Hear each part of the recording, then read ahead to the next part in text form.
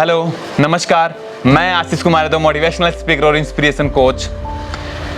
इस दुनिया की सबसे बड़ी योद्धा एक माँ होती है। ये डायलॉग आपने केजीएफ मूवीज के दौरान सुना होगा कि इस दुनिया की जो सबसे बड़ी योद्धा है वो माँ ही होती है। लेकिन अगर एक माँ के बाद जो सबसे बड़ा हथियार है उसको मैं मानूंगा शिक्षा। और शिक्षा के दम पर आप पूरी दुनिया को बदलने की ताकत रखते हैं। लेकिन उस बदलने की शुरुआत को करने के लिए सबसे पहले आपको खुद को बदलना पड़ेगा।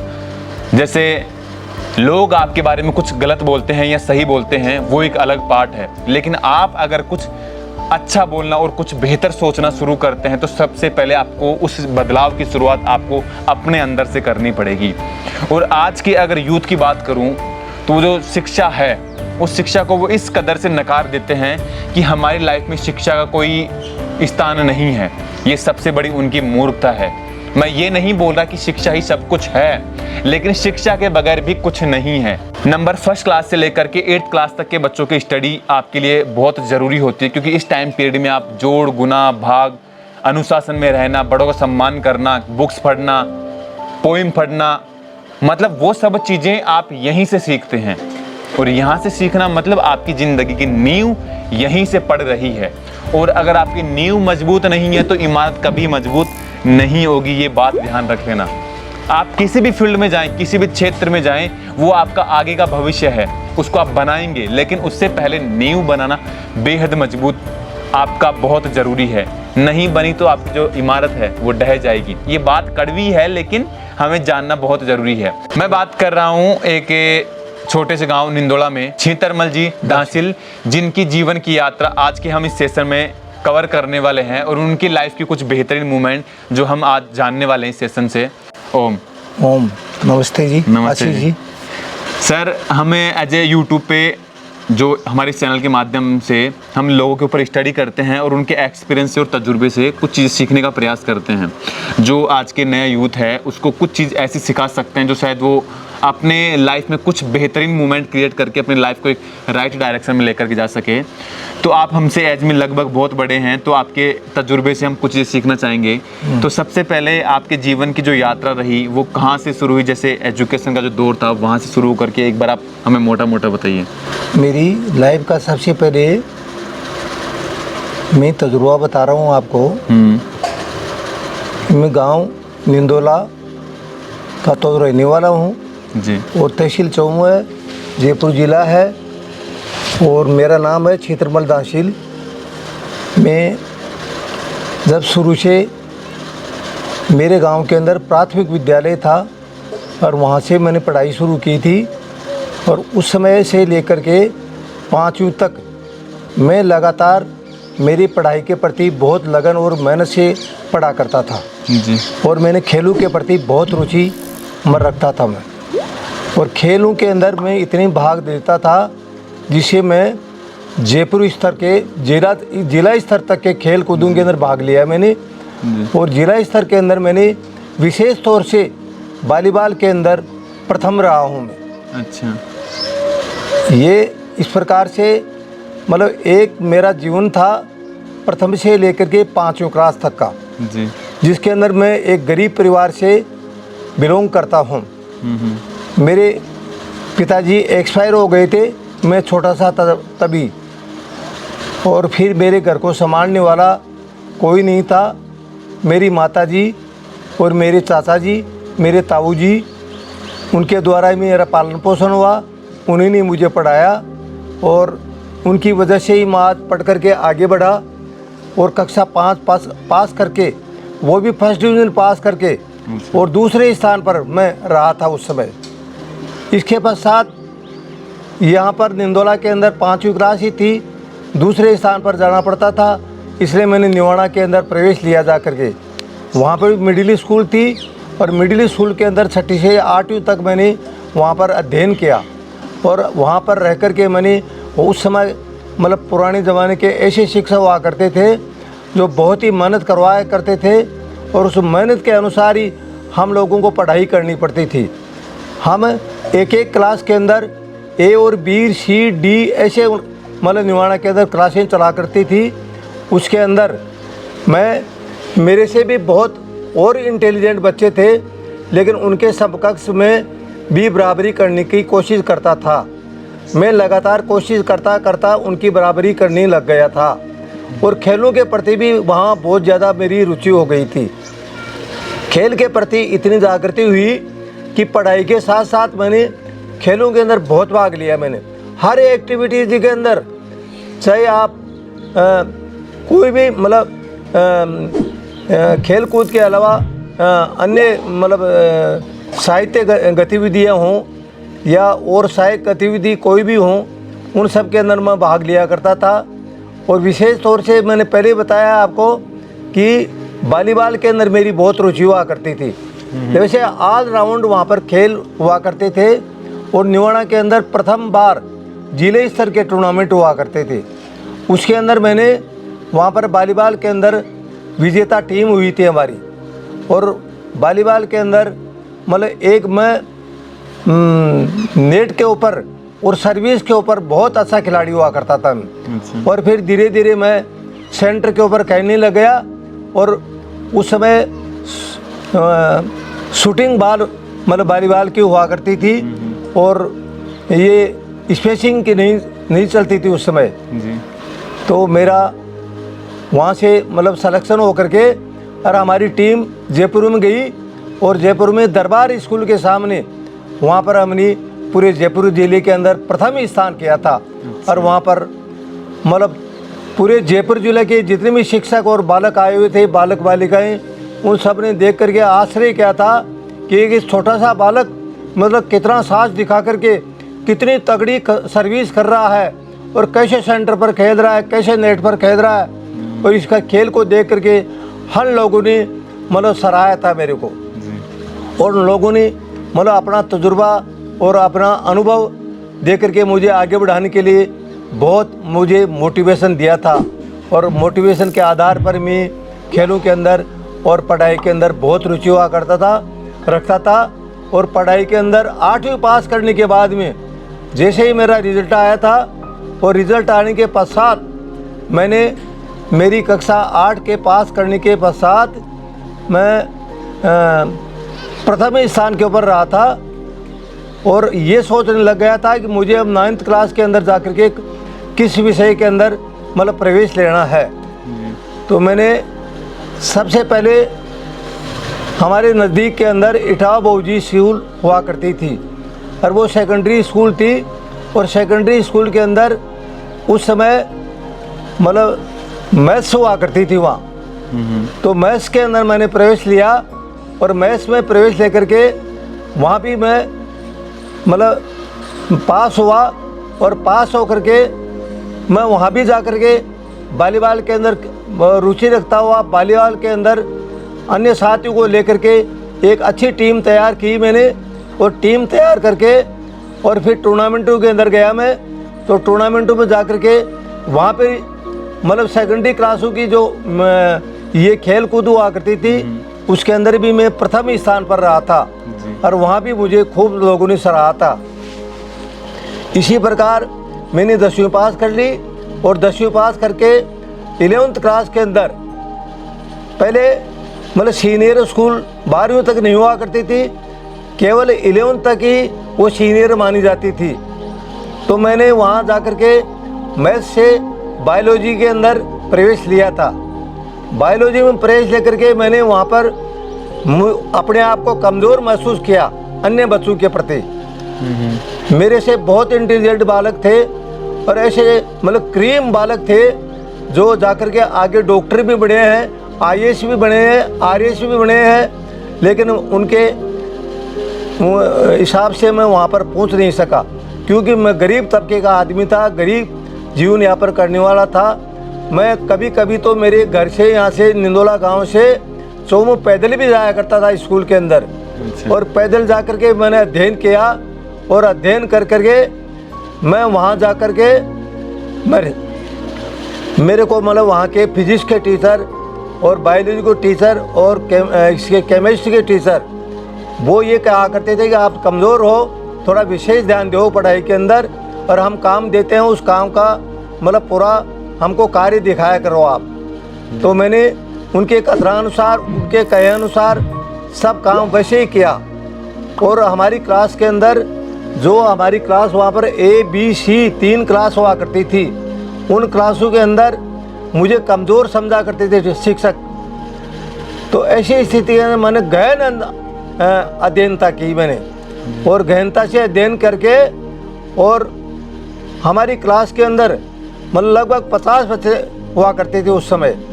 50 बच्चों का एक सेक्शन हुआ करता था, जिसके अंदर हम केवल मात्र 22 लड़के मतलब पास हुए थे। और 22 लड़कों में उस ज़माने के अंदर मतलब 60% वाले फर्स्ट डिवीज़न हुआ करते थे। और मेरे उस समय 53% 11th क्लास के अंदर आए, जब वहाँ के शिक्षकों ने, वहाँ के प्रिंसिपल ने ये आश्चर्य किया था कि ये व्यक्ति, ये बालक इतना मतलब होशियार कैसे हुआ, और इतनी मेहनत करके इसने मतलब 53% अंक हासिल किए हैं। ये बड़ा होनहार बालक है, और इस बालक को मतलब कहीं न कहीं मतलब सहयोग करना चाहिए। लेकिन मुझे कोई सहयोग करने वाला नहीं मिला, और सहयोग नहीं करने की वजह से मैं पिछड़ता गया। फिर ऐसी स्थिति में मैं कॉलेज में जाने लायक भी नहीं रहा, कि मेरे पास में खर्चे की कमी थी, पैसे की कमी थी। गरीबी के दिन देखे थे मैंने। पहनने के लिए कपड़े उस सोमों के अंदर भी, मैं जब 11वीं क्लास में पढ़ रहा था, उसके पास उस समय मेरे पास में फटा हुआ नेकर और फटी हुई कमीज़ ये पहन करके मैं स्कूल के अंदर जाया करता था। मेरी तरफ सभी बालक और बालिकाएं देखा करती थी कि ये बिल्कुल गरीब बालक है, और ये बालक मतलब इतनी आर्थिक स्थिति इसकी कमज़ोर है, और कमज़ोर होते हुए भी ये कितनी दूर से कहाँ पैदल चल कर आ रहा है, और कैसे पढ़ाई करेगा ये। मैंने फिर उन लोगों के कहने से वहाँ पर एक कमरा लिया, और कमरे के अंदर वहाँ, और वो कमरा भी मुझे, जिसका मकान था उसने मुझे फ्री में दिया था, कोई किराया वसूल नहीं किया था मेरे से। मेरे दादाजी हुआ करते थे, और वो दादाजी मेरा भोजन एक टाइम का और दोनों टाइम का मिला करके यहाँ बस के अंदर ड्राइवर को और कंडक्टर को संभाला करते थे। निंदोला चौकली के बस स्टैंड के ऊपर जा कर के, और वहाँ बस के ऊपर मैं जा कर के मेरा भोजन लिया करता था मैं, और भोजन लेकर स्कूल के अंदर रखता था, और छुट्टी होने के पश्चात मेरे मकान कमरे पर जाया करता था, और कमरे पर जा कर के उस भोजन को मैं खाया करता था।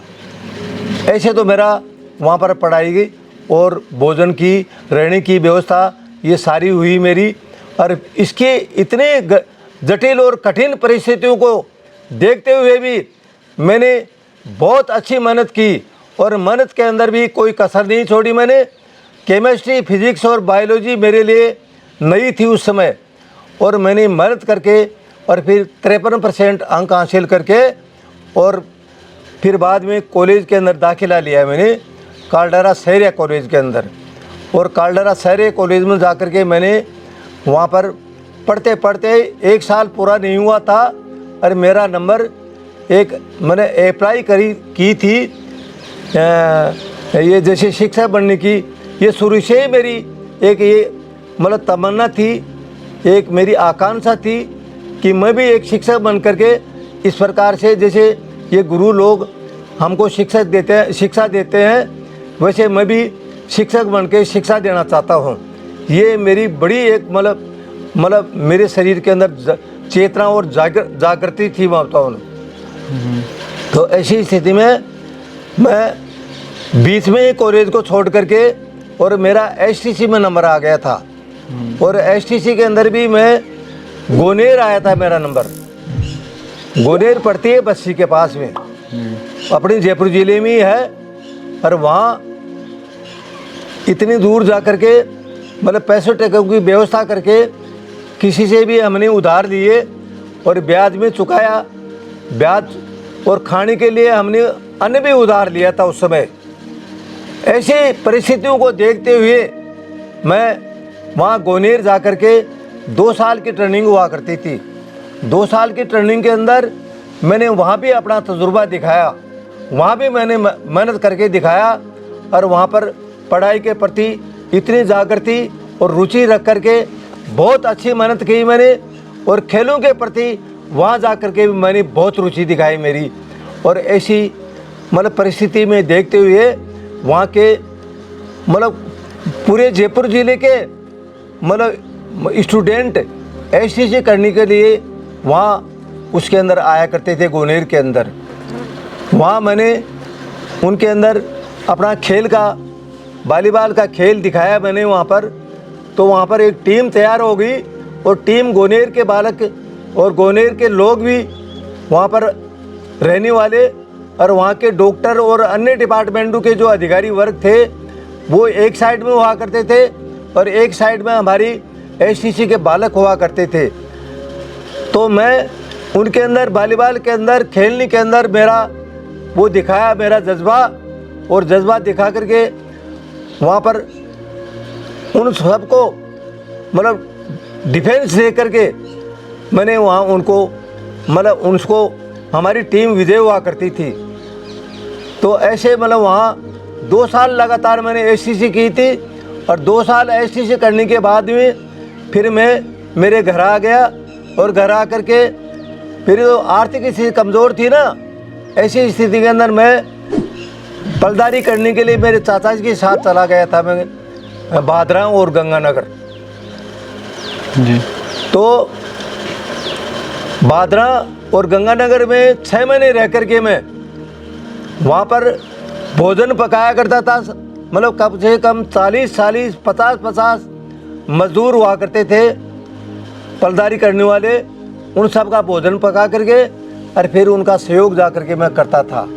ऐसी स्थिति में वहाँ पर मैं 6 महीने से वापस घर लौटा और घर लौट करके उस समय मेरा उसके पहले मेरा विवाह भी हो गया था। और विवाह होने के पश्चात जब मैं गंगानगर वहाँ भादरा गया था उस समय मेरी एक बच्ची जन्म ली थी और वो बच्ची बड़ी हो गई। बड़ी हो करके मैंने उसकी शादी भी कर दी, उसके बालक भी हो गए और उसके उनका भातवाद सब भर दिया मैंने सारा। ऐसी कमज़ोर स्थिति में आकर के फिर मैंने एसटीसी की थी और एसटीसी करके और फिर पूरी होने के बाद में लगभग मतलब 6 महीने में मुझे नियुक्ति मिल गई थी। और 6 महीने के अंदर नियुक्ति लेकर के फर्स्ट पोस्टिंग मेरी 20 मार्च 1976 को हुई थी। वो नियुक्ति सबसे पहले चोमू तहसील की गिनोई पंचायत के अंदर, जो हमारी इस तहसील की सबसे आखिरी कोना है। गिनोई के पश्चात जैसे मैं खुद भी हेडमास्टर बन गया था और हेडमास्टर बनने के पश्चात मैंने मलिकपुर के अंदर आया मैं, और मलिकपुर के अंदर मैंने राजस्थान लेवल के शिक्षकों के खेलकूद प्रतियोगिता करवाई मैंने पूरे राजस्थान की। और इसी प्रकार से फिर मैंने गोविंदगढ़ के अंदर आया मैं, गोविंदगढ़ के अंदर आकर के पूरे राजस्थान के बालक और बालिकाओं के खेलकूद प्रतियोगिताएं करवाई, जिसके अंदर मेरे पास में बहुत से बामाशा आए और बहुत से बामाशाओं ने आकर के मतलब मेरे कार्य को देख करके उन्होंने पूरी टीम जो राजस्थान से आई हुई थी उन सबको भोजन पानी की व्यवस्था, रहने की व्यवस्था, जल पानी की व्यवस्था, ये सारी व्यवस्था उन गाँव वालों के द्वारा करवाया करता था मैं। इसी प्रकार से पूरा राजस्थान के अंदर मेरा नाम दोनों बार शिक्षकों के टूर्नामेंट और बच्चों के टूर्नामेंट करवाने से पूरा राजस्थान के अंदर क्षेत्रमल दासिन को प्रत्येक मतलब शिक्षक और बालक बालिकाएं उस ज़माने में जानते थे। और आज भी मुझे कहीं भी कोई भी याद करता है ना तो मेरे नाम से वो तुरंत जान जाते हैं कि ऐसे महान व्यक्ति हैं जो एक राजस्थान लेवल के टूर्नामेंट करवा सकते हैं, जो भी शिक्षकों के बहुत कड़ी मेहनत और बड़ी देखरेख से उनके खेलकूद प्रतियोगिताएं मैंने आयोजित करवाई थी मैंने। एक चीज समझो, 70-72 साल की इनकी लगभग एज हो गई है और इस उम्र में इतनी ताकत से बोलना और लगातार लगभग 30 मिनट तक या 35 मिनट तक इन्होंने स्पीच दी है। ये ताकत आप समझो आज के अगर किसी यूथ को बोला जाए भी आपको नॉन स्टॉप 30 मिनट या 35 मिनट तक बोलना, शायद वो नहीं बोल पाएगा क्योंकि वो इतनी एनर्जी है ही नहीं बोलने के लिए। तो एक चीज़ आप समझिए कि अगर आप गरीब घर में पैदा होते हैं उसमें आपका कोई दोष नहीं है, लेकिन अगर आप गरीब मरते हैं तो उसमें संपूर्ण रूप से जिम्मेदारी आपकी है। नहीं करने की एक नहीं, दो नहीं, पांच नहीं, हजारों वजह होंगी आपके पास, लेकिन करने की सिर्फ एक वजह बनाओ कि भाई मुझे इस वजह से इस काम को करना है। जो भी आपका प्रोफेशन है, जो भी आपका फील्ड है, उस काम के लिए अगर आप डेडिकेट होकर के उस काम को अपने पूरी ताकत से करने का अगर संकल्प लेते हैं, दृढ़ निश्चय लेते हैं, तो यकीन मानिए आप वो काम आराम से कर जाएंगे, कोई बड़ी समस्या नहीं आएगी। अगर हर काम इम्पॉसिबल होता तो आज दुनिया में एरोप्लेन का आविष्कार नहीं होता, पंखा नहीं चलता, कैमरा नहीं होता। तो सब चीज़ें होती है, ऐसी बात नहीं है नहीं होती, लेकिन उनके लिए आपका डेडिकेशन उस चीज़ के लिए होना बहुत ज़रूरी है। और इनकी लाइफ की जो जीवन की यात्रा रही, स्टूडेंट जब टाइम पीरियड में थे, उस टाइम पीरियड में आपने बहुत सारी स्पोर्ट्स एक्टिविटी की और लगभग हर फील्ड में, हर स्पोर्ट्स एक्टिविटी में आपने लगभग नंबर 1 या नंबर 2 रैंक हासिल करी। और उसके बाद जब आपकी एजुकेशन टाइम पीरियड रहा उसमें भी आप अच्छे अव्वल रहे, जब आपका टीचिंग टाइम पीरियड रहा उसमें भी आप अच्छे रहे। तो मतलब अगर एक लाइन में सम अप करूँ पूरे आज के इस पूरे सेशन को, तो एक चीज़ समझ लीजिए, संघर्ष आना तय है। नंबर 1 रैंक पे भी आप आएंगे, उसमें समस्याएं भी आएगी। इन्होंने पैदल यात्रा भी करी यहाँ से चौमू तक, जो करीब करीब 18 या 20 किलोमीटर पड़ता होगा लगभग इस लोकेशन से। तो अगर आज के किसी बच्चे को बोला जाए भाई आप 18-20 किलोमीटर पैदल चल सकते हैं, तो चलना तो बहुत दूर की बात है, शायद सोच ही नहीं पाएगा। तो ये चीज़ अपने आप में एक चीज़ है कि आपके लिए एक्सक्यूज़ की तो बहानों की लिस्ट होगी, लेकिन करने का अगर एक डिजायर है आपका कि मुझे इस काम को किसी भी हद तक करना है, तो आप कर जाएंगे। उसमें इस यूनिवर्स की कोई ताकत आपको नहीं रोक पाएगी, बशर्ते कंडीशन ये है आपका डिजायर स्ट्रांग होना चाहिए। जिंदगी में जो भी प्रॉब्लम आती है वो आपकी जिंदगी का एक पार्ट है, ये बात हमेशा आप याद रखना। जो भी समस्याएं आती है हर इंसान की लाइफ में आई है, और सुसाइड करना ही अगर सॉल्यूशन होता तो आज साइंटिस्ट का कोई काम नहीं है इस दुनिया में, क्योंकि हर प्रॉब्लम अगर सुसाइड से सॉल्व हो रही है तो फिर साइंटिस्ट, जो टेक्नोलॉजी है, जो साइंस है, वो किसके लिए बनी है। अगर कुछ चीज़ें हमारे समझ में नहीं आ रही तो वो काम साइंस कर रहा है। हर चीज़ का इलाज है, लेकिन बशर्ते कंडीशन ये है, कुछ बीमारियों का इलाज हमारे अंदर है, कुछ बाहर है। अब बाहर जो चीज़ें हैं वो हमारे कंट्रोल में नहीं है, तो बशर्ते हम उन पे डिस्कस कर सकते हैं, हम उन पे बात कर सकते हैं, तो वो चीज़ एज ए थ्योरिकल तरीके से सॉर्ट आउट की जा सकती है, as a mentally sort out करी जा सकती है, एज ए न्यूरोलॉजिस्ट के द्वारा ठीक करी जा सकती है, एज ए माइंड के लेवल से ठीक करी जा सकती है।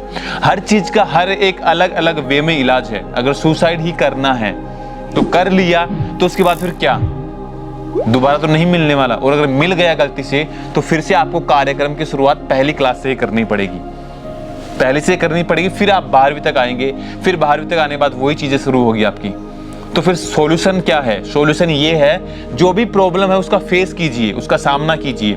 दुनिया में ऐसी कोई बीमारी नहीं, ऐसी कोई समस्या नहीं जिसका समय रहते इलाज नहीं। हर चीज का इलाज है, बशर्ते कंडीशन ये है समय पे किया जाए, बस कंडीशन ये है। तो सर आपका चित्रमल जी बहुत बहुत हमारा धन्यवाद, भाई आपने समय दिया उसके लिए।